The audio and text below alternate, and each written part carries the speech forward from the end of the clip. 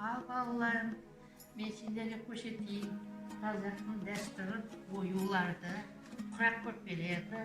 Бұрынғы заманда қыз ұзатқанда ою көрпе, шимай көрпе, бәрі неше түрлі беретін. Мына қыздарым, мынаны ойыңдар сендер. Бір ою, мына ою, міне. Мына ою қошқар мүйіз деп аталады мынау. Сондай тағы да шимай ою деген болады. Тағы да неше түрлі оюлар болады. Оны бұлай ойып аласыңдар да көктеп бір бұлға саласыңдар. Осы сәйкестен сары, қызыл неше түрлі чесмалар болады. Соны аласыңдар да мына машинкаға басып тігіп аласыңдар. Сонда тіккен кезде кішкентай мынандай әдемі көрпеше болып шыға келеді міне. Көріңдер.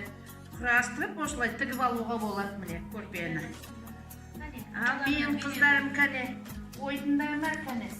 Апаларына бере қойды, апаларына кәне арнап, мен айтамыз ба қыздарым?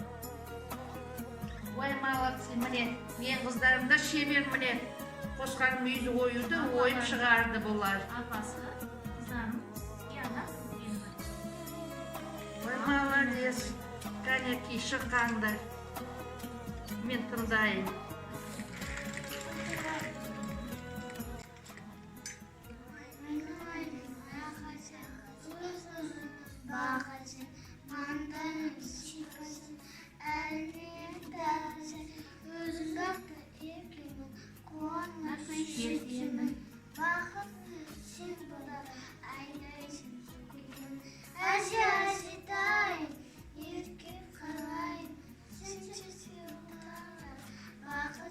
Ай, молодец, жарайсың. Ой, молодцы, мен қыздарым қандай өнерлі қыздар. Қазақтың дастарханына ауыз киіп.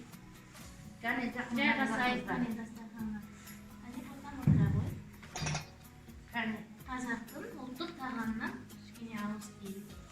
Мынау біздің міне қымызымыз. Сапыртып ішіп алыңдар.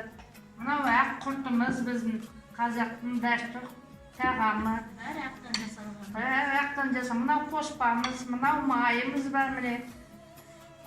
Мынау талқанымыз.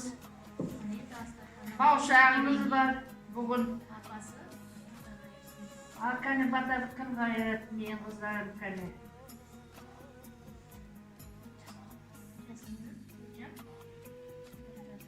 Дастархан май болсын, қазан ошағы май болсын.